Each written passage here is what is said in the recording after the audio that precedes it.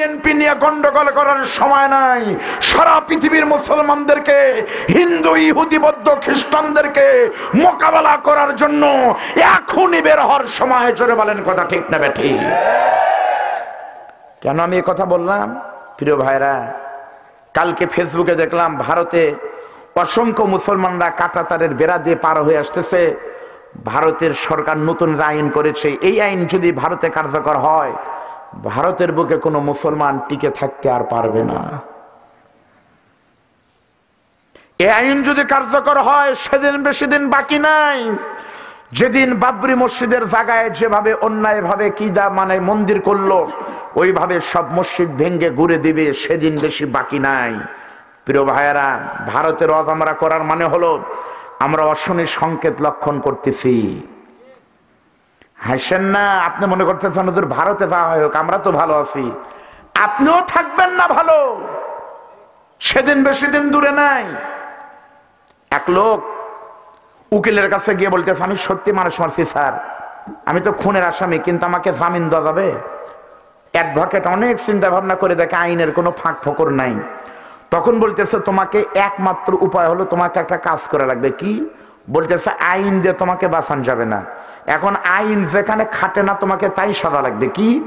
বলতেছে, তুমি পাগল সাজবা।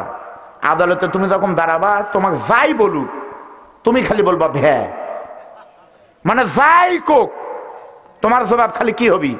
ভ্যা। বুঝেন ভালো করে? এখন আসামি পক্ষের উকিল বলতেছে, স্যার এটাই আমার সেই আসামি যে আমার মক্কেলকে মেরেছে। স্যার জিজ্ঞাসা করেন, জেরা করতেছে। এখন উকিল কয়, এই তুমি কি সত্যি লোকটাকে মেরেছো? কয় ভ্যা। সবাই করে ভ্যা ভ্যা করে করে। তারপর বলতেছে, স্যার মারছে স্যার, সাক্ষী আছে।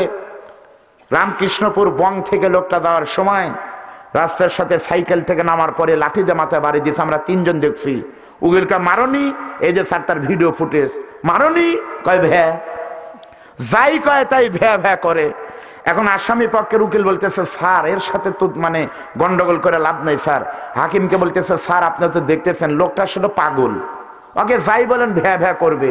হাকিম বলতেছে, তো পাগল যদি হয় তাহলে এই কয়েকটা তারিখ গেল আপনার বলতে পারেননি? পাগলের বিচার কি করবো? আর তো আইনই তো নাই।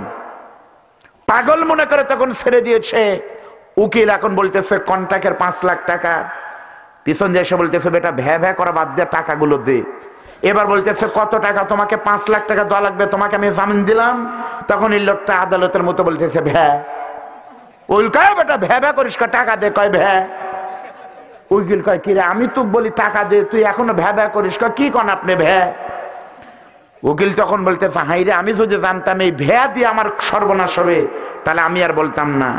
সেদিন বেশি দিন দূরে নাই যেদিন ভারতের মতো আমার মা বোনদেরকে অন্যায় ভাবে ধর্ষিতা হওয়া লাগতে পারে। ভারতের মুসলমানদের মতো আমারও জীবন বিপন্ন হতে পারে। তার বাস্তব প্রমাণ আমার বাংলাদেশে স্বাধীনতার বিজয়ের মাসে 16ই ডিসেম্বর, এই বিজয়ের মাসে আমরা দেখেছি রাজশাহী বিশ্ববিদ্যালয়ের ভাইস চ্যান্সেলর ভিসির মতো একটা মানুষ বিশ্ববিদ্যালয়ের একটা অনুষ্ঠানে জয় হিন্দ, জয় বাংলা না বলে জয় হিন্দ বলেছে। তার বিচার করতে আমরা দেখি নাই।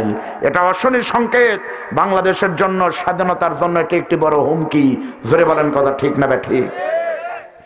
বাংলাদেশের একটা প্রাইমারি স্কুলে শুরু হয়ে গেছে ভারতের জাতীয় পতাকার পাশাপাশি ভারতের বাংলাদেশের পতাকার পাশে ভারতের পতাকা ওখানে টাঙানো হচ্ছে, আঁকানো হচ্ছে। এটাও লক্ষণ বেশি ভালো না। এই বাংলাদেশের কোন হুজুর কথা বললে তার বিচার হয়, কোন হুজুর কোন কথা সন্দেহ করে হলে হুজুরের বড় বিচার হয়। কিন্তু বাংলাদেশ থেকে একটা মেয়ে গিয়ে আমেরিকার প্রেসিডেন্টের কাছে দাঁড়িয়ে বাংলাদেশের বিরুদ্ধে কত বড় বড় অভিযোগ করলো, সেই প্রিয়া সাহার বিচার তো দূরের কথা, কিছুই আমরা দেখিনি। এটিও লক্ষণ বেশি ভালো না। জোরে বলেন কথা ঠিক না ঠিক? ও মুসলমান, সুতরাং আমাদেরকে সোচ্চার হতে হবে, সত্য কথা আমাদের শুনতে হবে, দেশের জন্য আমাদের সজাগ থাকতে হবে। জোরে বলেন ঠিক না ঠিক? আমি শুধু আপনাদের এগুলো বলার কারণ হলো আল্লাহ তাআলা বলতেছে কোরআন তোমাদের কাছে থাকলে তোমরা আনন্দ করো। আচ্ছা বলেন তো ভাই, এই কোরআনের পাওয়ার আছে না নাই? সত্য করে বলেন, আছে না নাই? কি পাওয়ার আছে? আপনারা বলতেছেন আছে, আর আমি প্রমাণ করব কোরআনের কোনো পাওয়ার নাই। প্রমাণ নেন, একটা প্রমাণ দেব আপনাদের ভিতরে কে আছেন। চ্যালেঞ্জ করবো আপনাকে। বগুড়া বড় মসজিদে নামাজ হয়, কোরআন থেকে তেলাওয়াত হয় না? কোরআনের বাইরে থেকে তো হয় না। বগুড়া বড় মসজিদে, বড় জামাত বাইতুর রহমান মসজিদে আপনি কোরআন তেলাওয়াত হয়। ওই মসজিদে আপনি এশার নামাজ পড়তে যাবেন, 5,000 টাকার একটা জুতা কিনে, নতুন জুতা বাহিরে রেখে ভিতরে আপনি নামাজ পড়তে যাবেন। সত্য করে বলবেন তো আপনার নামাজের ভিতরে বলেন, এবং আপনাকে এইটুকু নিরাপত্তা দিতে পারবেন যে নামাজ পড়ে এসে আপনার জুতা পাবেন, আর কোনো গ্যারান্টি আছে? নামাজের জন্য শর্ত হলো মুতাওয়াজ্জিহান ইলা জিহাতিল কাবা, মুখ এবং মন দূরেই থাকা লাগবে কাবার দিকে। আর বাংলাদেশের মসজিদে নতুন জুতা বাইরে থাকলে মুখ থাকে কাবার দিকে, মন থাকে জুতার দিকে। কোরআনের যদি পাওয়ার থাকতো মসজিদের জুতা চুরি বন্ধ কেন হয় না, তার জবাব দেন। কোরআনের যদি ক্ষমতা থাকেই, কত মাহফিলে বক্তা আমারই জুতা চুরি হয়েছে, এই জন্য আমি যত বড় মাহফিলের মঞ্চে হোক আমি জুতা নিয়ে আসি, কারণ আমার জুতা হেরালে তো কমিটি দিবি না।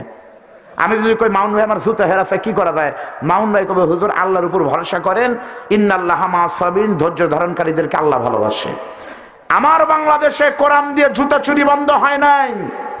কোরআন দিয়ে মসজিদে আজান হয়, ওই মসজিদের মাইক চুরি হয়, কিন্তু এই কোরআন দিয়ে কি হয় সেটা নিজের চোখে দেখে আসলাম। এবছর মক্কা মদিনায় গিয়েছিলাম আপনাদের দয়। আমি মক্কা শহরে ঘুরতে ঘুরতে মিসফালাতে ইব্রাহিম খলিলুল্লাহ রোডে গেলাম। আমার ছোট্ট মেয়েটাকে নিয়ে স্বর্ণের দোকানে ঢুকলাম, আমি সোনা কিনবো।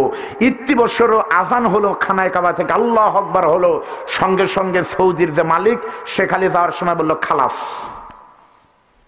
এই কথা বলে চলে গেল। বাঙালি যে কর্মচারী তাকে বললাম ভাই কি কয়ে গেল? কয় হুজুর তাড়াতাড়ি করেন, 1 মিনিটের সময় নেই, চলে নামাজ পড়ে আসি। আমি বললাম যে ভাই এটাই তো নিব, খালি মাপদান টাকা নেন। কয় হুজুর আর হবি না। খালাস বলার মানে হলো মালিক বলে গেছে আর দোকানদারের দরকার নাই, লাভের দরকার নাই, বন্ধ কর, বের হন। আমি বললাম ভাই, না না কোনো কথাই নাই, লাভ লস দেখে লাভ নাই। সৌদি আরবে আজান হলে পারে লক্ষ টাকার খরিদ্দারকে সরায় দেয়, বের হন, না হলে কিছুক্ষণ পর পুলিশ এসে তাকে জরিমানা করবে। কোটি কোটি টাকার স্বর্ণের দোকানের উপরে একটা কাপড় ফেলাই দিয়ে চলে যায়। আজ পর্যন্ত 1 রতি সোনা চুরি হয়নি। আর আমার বাংলাদেশে বগুড়া বড় নিউ মার্কেটে যদি ঢুকেন, হাজির সাহেব দোকানদার কর্মচারী সব সরমানাই হুজুর বা আটরশির মুরিদ, আমার মতো বড় বড় বুজুর্গ কর্মচারী আছে। আপনি যদি বলেন যে ভাই আসান দিল সোনার তো দাম দর, মালিক বলবে যে হুজুর বেশি সময় লাগবে না, আপনি কেনাকাটা করেন, নামাজ শেষ হয়ে যায়, আমরা সবগুলি মিলে সানি জামাত করবুনি। জোরে বলেন কথা ঠিক না ঠিক? এই বাংলাদেশে আপনি দেখবেন সোনার দোকান কেন, লক্ষ লক্ষ না 1 টাকার জিনিসের নিরাপত্তা নাই। আর কোরআন থাকার জন্য মক্কা মদিনা আপনারা 2টার সময় মদিনা আমি হেঁটেছি, পকেট ভরা টাকা নিয়ে আমি বিদেশ থেকে গিয়েছি। আল্লাহর কসম মনেই হয় না, মনে হয় আমি মায়ের কোলে হাঁটতেছি, নবীর কাছে যাচ্ছি। জোরে বলেন সুবহানাল্লাহ। এই কোরআনের এই পাওয়ার। তাহলে বলেন তো কোরআনের আইনটা দেশ চললে কি দেশটা ভালো হয় না খারাপ হয়? আরো জোরে কোন? কোরআন দিয়ে রাষ্ট্র চললে দেশটা কেমন হয় দেখানোর জন্য আপনাদের সামনে ছোট্ট একটা নমুনা তৈরি করে আমি বোঝাবো, শুধু দেখবেন ওই দেশটা কেমন ছিল। ওই দেশটার নাম হলো, সর্বপ্রথম ছিল মদিনা, আর ওই দেশটার প্রেসিডেন্টের নাম হলো ইসলামের 2য় খলিফা হযরতে ওমর। আপনারা বলেন তো হযরতে ওমরের নাম কি আজকে পয়লা শুনতেছেন? হযরত ওমর হলো ইসলামের 2য় খলিফা, নাম হলো আমির আল মুমিনিন হযরত ওমর। আমিরুল মুমিনিন ওমর যখন ক্ষমতা আসলেন, হযরত ওমর কোরআন দিয়ে রাষ্ট্র চালানোর কারণে মাত্র 10 বছরের ভিতরে শুধু মক্কা মদিনায় নয়, হযরত ওমরের নেতৃত্বে আল্লাহ তাআলা পুরো বিশ্বের অর্ধজাহান দিয়েছে ওমরের পায়ের তলায়। হযরত ওমর এই কোরআন সংবিধান দিয়ে অর্ধজাহান এক ক্ষমতায় 10 বছরের ভিতরে অর্ধজাহান ওমর শাসন করেছিলেন। কিসের কারণে? জোরে বলেন কি দিয়া? তাহলে এই কোরআনের পাওয়ার আছে না নাই? এই কোরআন দিয়ে। এবার বলেন তো ভাই, হযরত ওমর যে অর্ধজাহান মুসলমানদের এরিয়া করলেন, এটা কি তরবারির জোরে না ইমানের জোরে? অথচ আমাদেরকে যারা বলে মুসলমানদের ধর্ম থেকে সন্ত্রাস তরবারির গন্ধ আসে, আল্লাহর কসম এটা